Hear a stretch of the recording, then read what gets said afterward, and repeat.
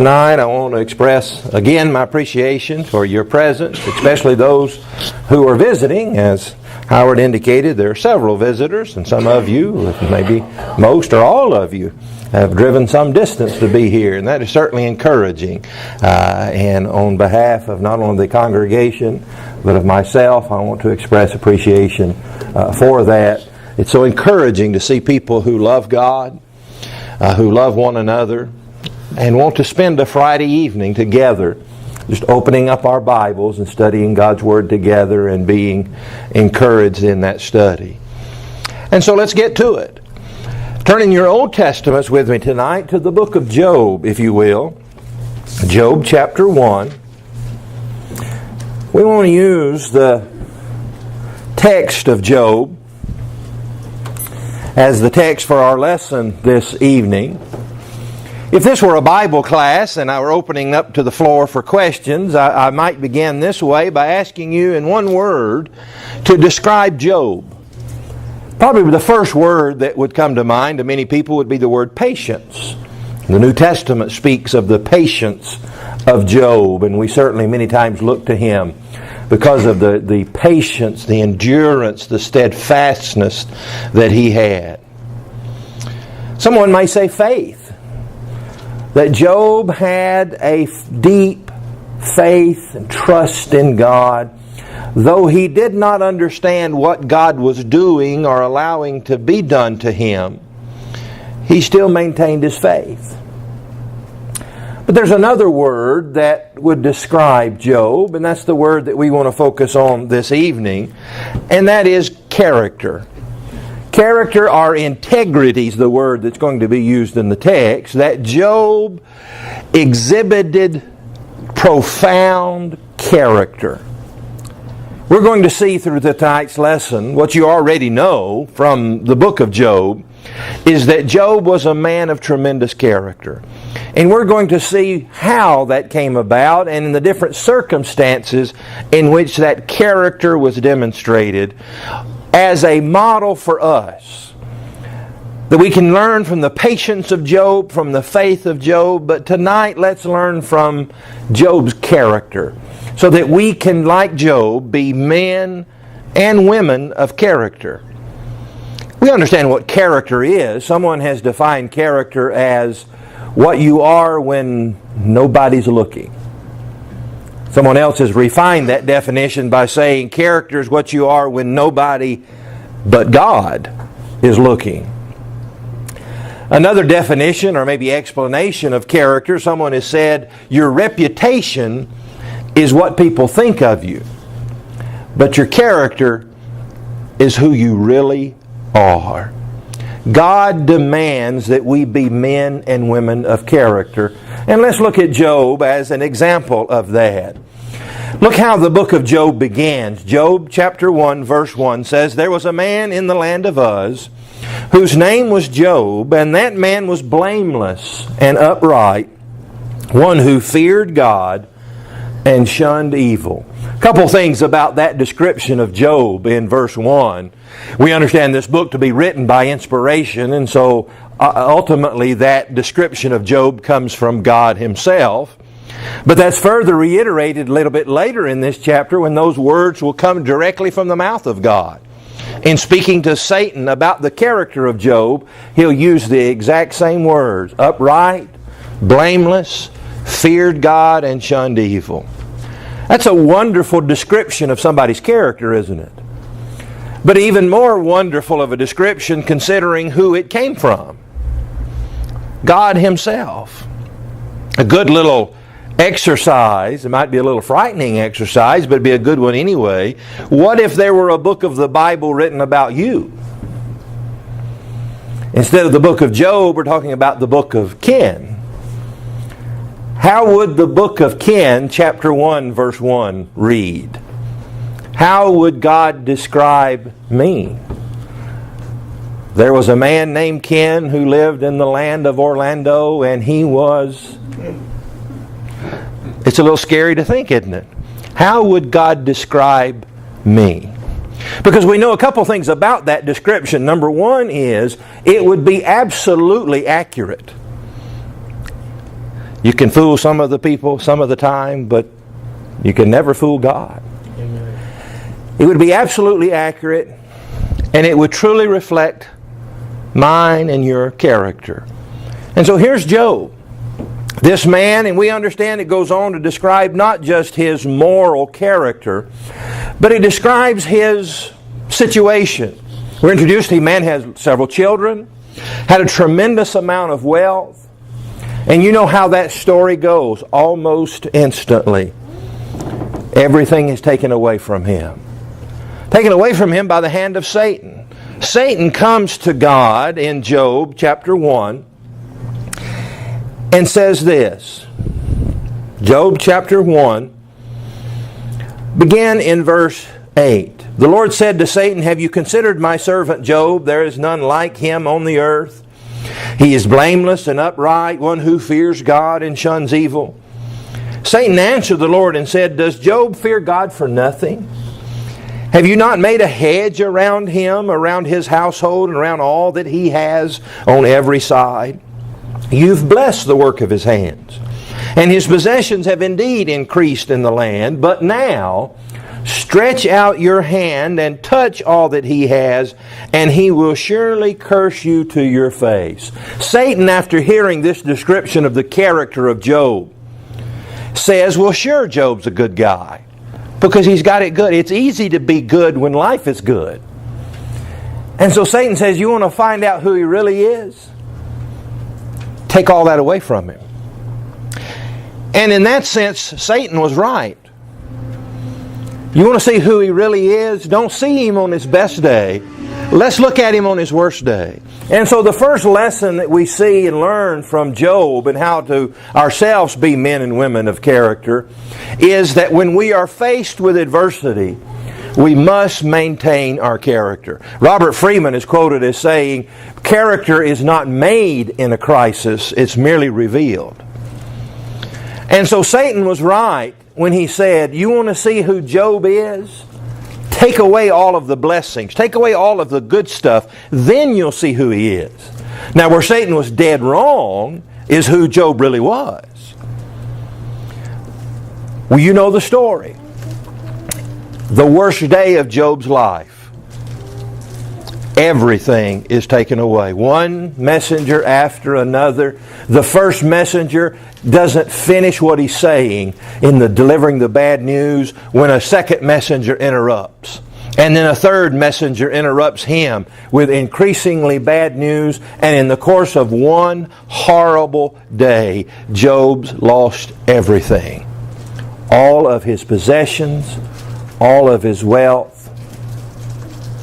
and all of his children are gone.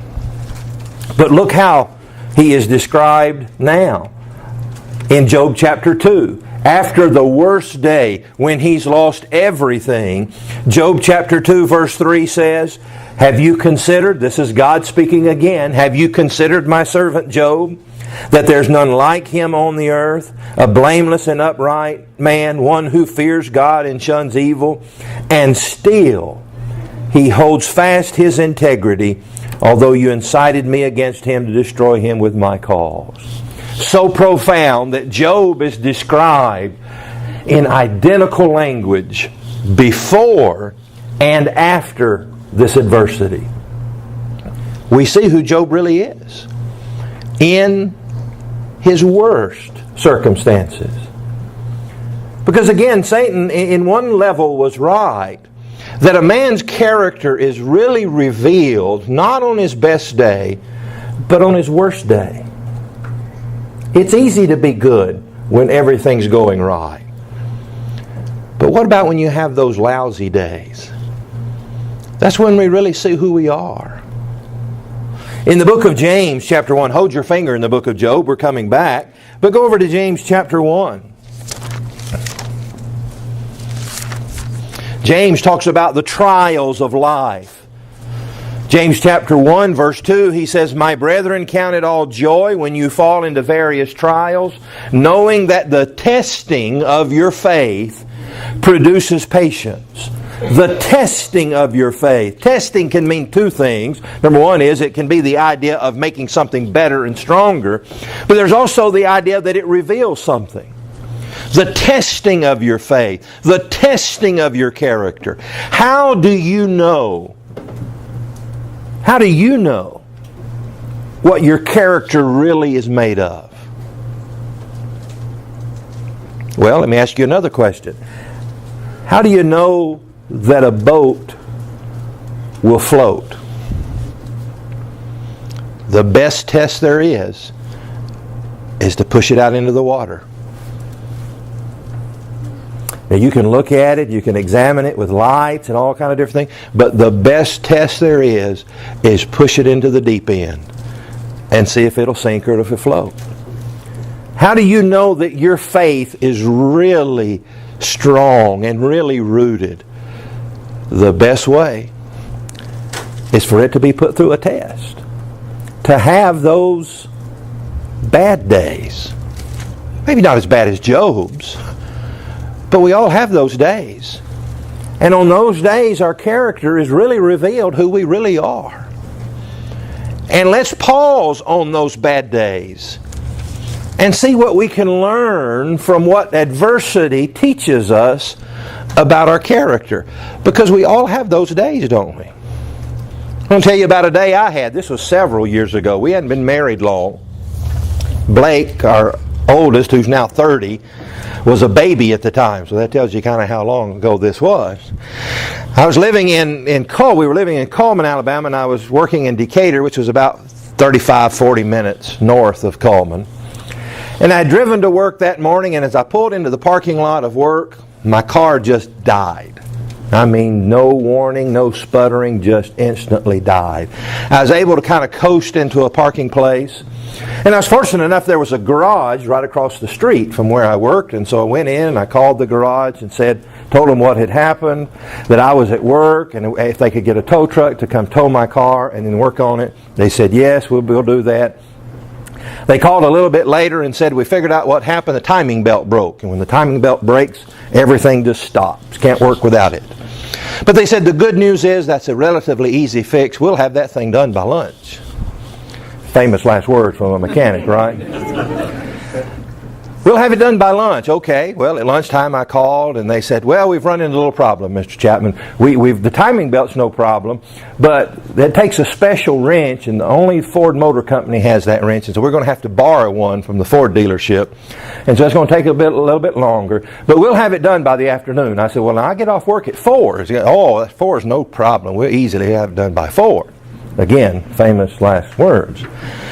I get off at 4 and I walk across the highway, and they said, well, Mr. Chapman, we're sorry, we've just been swamped today. We're just now getting to it. We'll have it done by 6 o'clock, no problem. Well, light bulb went off. One of my good friends that I grew up with, went to school with, went to church with, worked in the same place, and we lived in the same town. He'd come to work later, and he was getting off at 6. And so I walked back across to where I was working, and I said, Brad, I got a favor to ask you.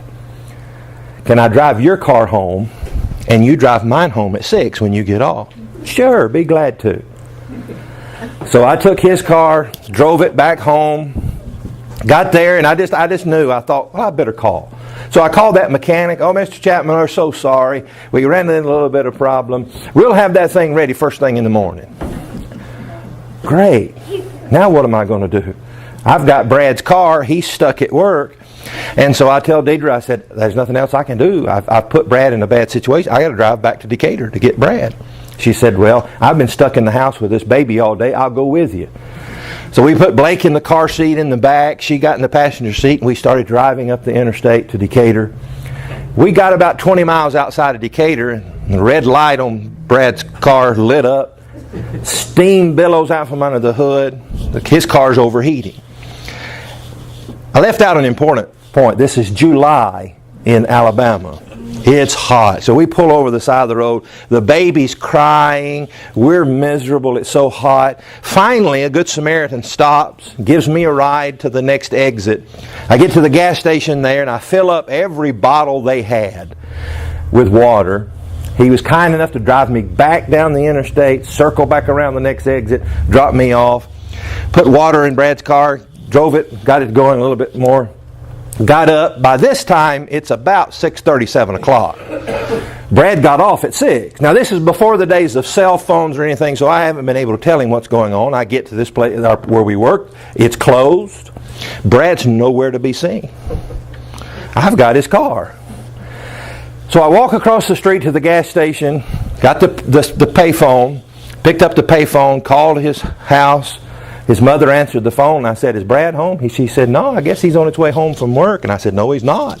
I got his car." I told her the whole story. And I said, "I don't know what to do. I'm not leaving Decatur until I find out where Brad is." And so we sat there. And about every 15, 20 minutes, I'd get the payphone, call back. "Is Brad home?" "No, Brad home." Finally, last time I called, Brad answered the phone. "Brad, how did you get home?" "Well," he says, "when I come out from work, you weren't there. My car wasn't there. Your car wasn't there." He said, "I borrowed the boss's car. He had an extra car, and I borrowed it, and I drove it home. An old 60 model Cadillac." He said, "I drove that thing home." And I said, "I'm so sorry, Brad." And I told him the story. I said, "I hate that I stranded it." And he said, "Oh, yeah, and I meant to tell you, that car's been overheating." I said, "Yeah, I figured that out." So by this time, it's about 8:30 at night. This whole thing started about 8 o'clock in the morning. And I told Deidre, I said, "Brad's home. Let's go home too." But I said, "Whoa, wait a minute. I'm always thinking, you know. I got all those jugs out of the trunk of Brad's car and filled them back up with water. So if it overheats again, I'll be prepared." Put those jugs of water in Brad's trunk, slammed the trunk lid, got in the car and looked at Deidre and said, "Let's go home." And then I looked at her again and said, "Please tell me you've got the keys." She said, "No, you got them out to unlock the trunk." That's where they are, in the trunk, beside the jugs of water. You've all had days like that. It's not quite as bad as Job's day, but we've all had days like that, haven't we? And it's in those moments when nothing seems to be going right that we really find out who we're made of. The testing of our faith through these trials. Some of them not near as comical as that day, but equally as frustrating and equally as revealing. So when you're faced with adversity, Job stands as a model before us. Maintain your character. The next lesson from Job is equally as important, and that is when we're tempted to do otherwise. We've got to be people of character. The worst day of Job's life has transpired. He's lost everything. He's lost every earthly possession, all of his money. He has lost all of his children. Satan goes at him again and now afflicts his health. And when we're reintroduced with Job, Job is sitting in a pile of ashes and has a broken piece of pottery and is scraping the open wounds for just a little bit of relief. And here comes his wife. If we're reading this for the first time, we think his wife's going to come down and sit down beside him and just say, "Oh, honey, I'm so sorry. I don't know why this is happening to us, but we've always got through everything together. We'll get through this." To maybe put her arm around him. To maybe take that broken shard of pottery out of his hand and maybe get some kind of ointment and start to treat his wounds. That's what we would expect. That's what we would want. But that's not what happens, is it? Look over in Job chapter 2, verse 9. What does she say to Job now? His wife said to him, "Do you still hold to your integrity?" She recognizes what God recognized, what Satan surely even now recognized. This is a man of character. "Do you still hold fast to your integrity? Curse God and die." Wow. Someone has said, and I want it on the record, I didn't say this. Someone has said that Job was the most afflicted man that ever lived because he lost his wealth, he lost his children, he lost his health, but he kept his wife. And that's not a wife joke, that's not a misogynist joke. In this case, it's true, isn't it? That the one that should have been the most consoling, the most encouraging, she was created by God to be a helper, suitable and compatible in every way. But what's her advice? Curse God and die. See, we're going to be tempted like Job. Sometimes at our lowest moments, that's when Satan is going to attack. At our most vulnerable moments, and sometimes by the people closest to us. Satan doesn't appear as some wicked, scary beast that comes at us. If he did, it would be easy to avoid, wouldn't he? But sometimes he appears as our closest friend. Amen. Our brother, our sister, our parents, our children, or even our spouse. And whispers in our ears when we're the most vulnerable, curse God and die. But our character is going to be revealed in those moments. We won't turn back over there. Remember we looked in James chapter 1 last night, the idea of James saying, "Blessed is the man who endures temptation, for when he has been approved, he'll receive the crown of life, which the Lord promised to those that loved Him." We saw the connection there between loving God and enduring temptation. Our character is revealed. Again, as frightening as it is, especially when we reflect upon the times in which we have failed and sometimes failed miserably, our character is revealed in temptation. When someone whispers in our ear, and unlike Job, we give in,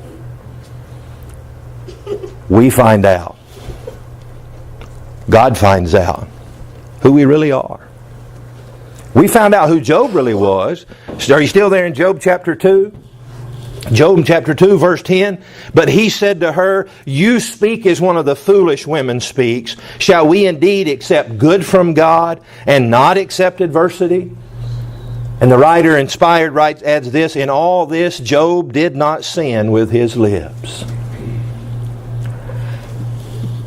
One thing we don't know in the written word is how much time transpires between two verses of Scripture. So we don't know how much time transpired between her advice to curse God and die and Job's reply, absolutely not. But I think all indications are, in the text here and based upon what we know about Job's character, that my assumption would be not a whole lot of time transpired. There's no indication that Job said, "Well, okay, honey, let me think about that. I'll get back to you tomorrow." Or give me some time to think that over. I think what we know about Job, that answer came swift. "You speak as one of the foolish women. Shall we accept good from God and not adversity?" "No," he said. There's the key to resisting temptation. The more we think about sin, the more we think about giving into that sin, the easier it is to rationalize that sin and allow it to reveal a dark side of our character. I don't know why many of my illustrations are about food. I can't figure out why that is.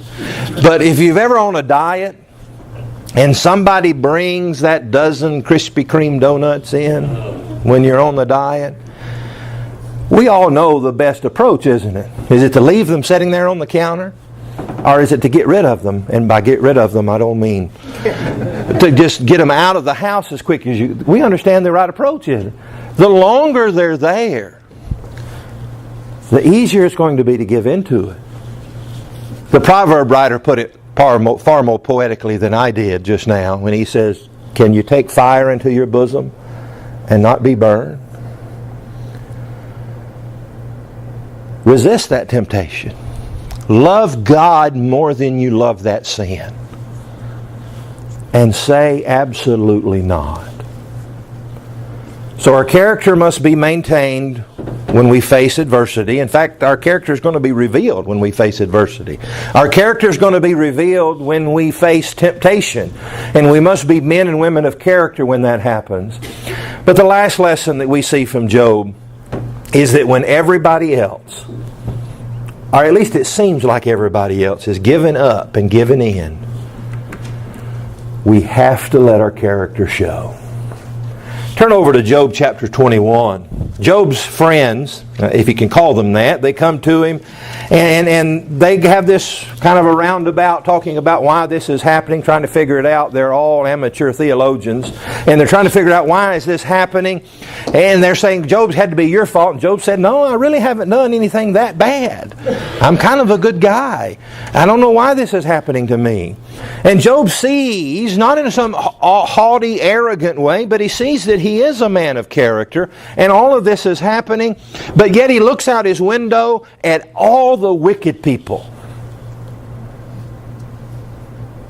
And it must have been tempting to Job.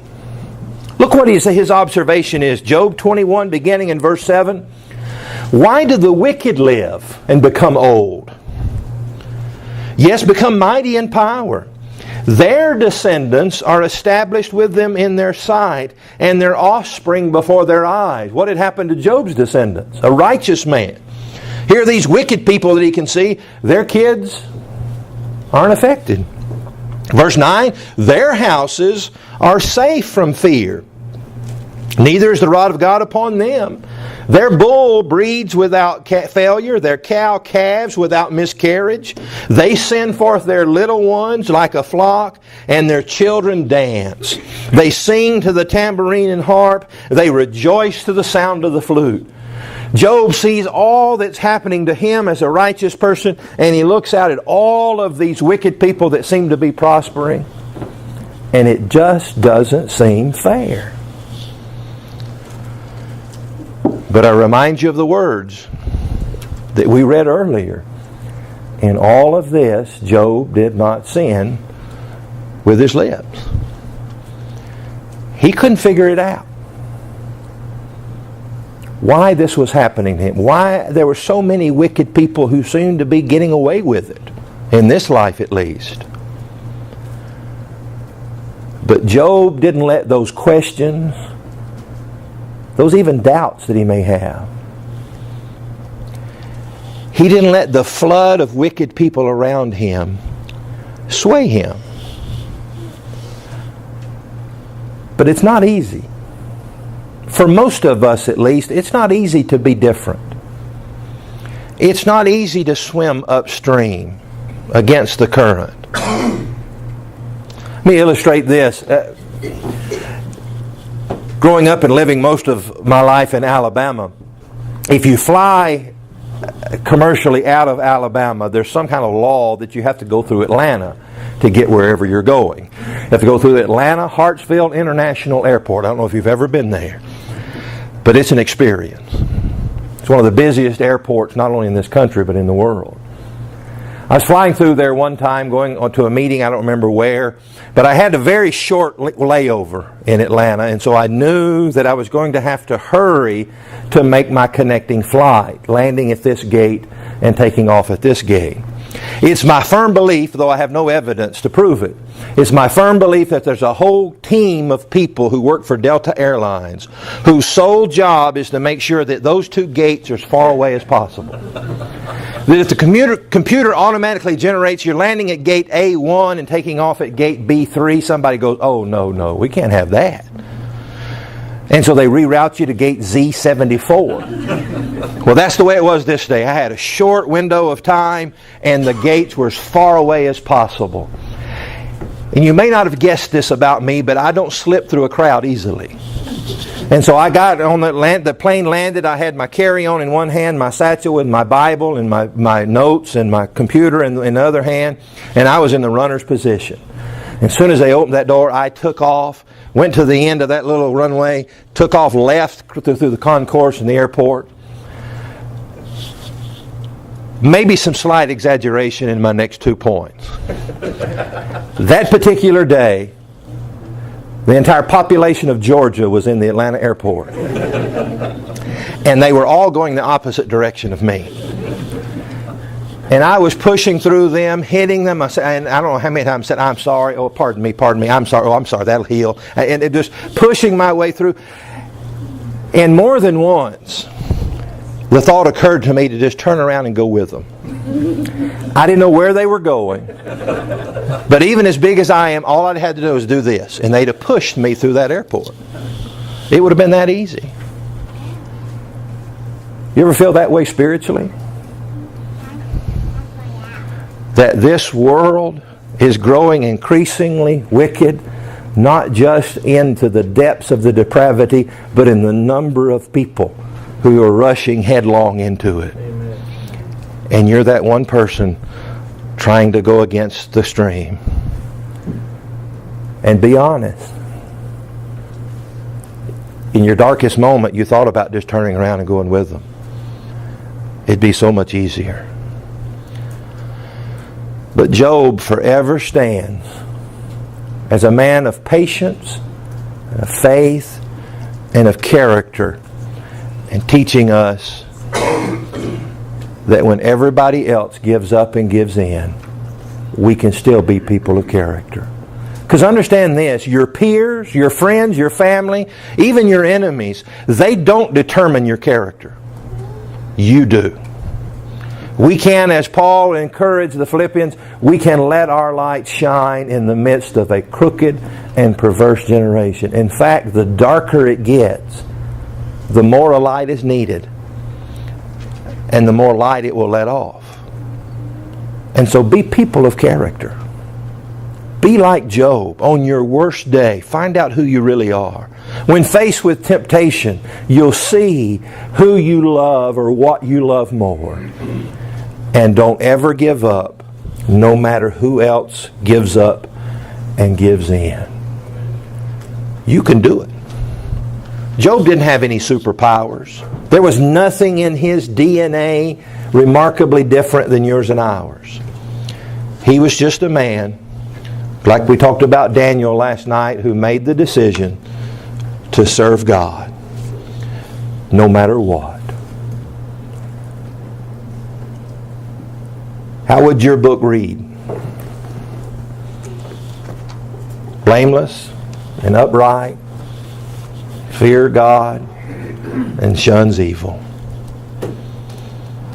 And no matter what happens, still you hold fast your integrity. Make the decision tonight to be a man or a woman of character. And like Job, you'll be rewarded richly for what God sees, for what you really are. We can help you tonight in responding to the gospel. It doesn't matter what you've done, how you have failed the test of integrity and character. The blood of Christ can wash those sins away so that you can be spotless and blameless before God.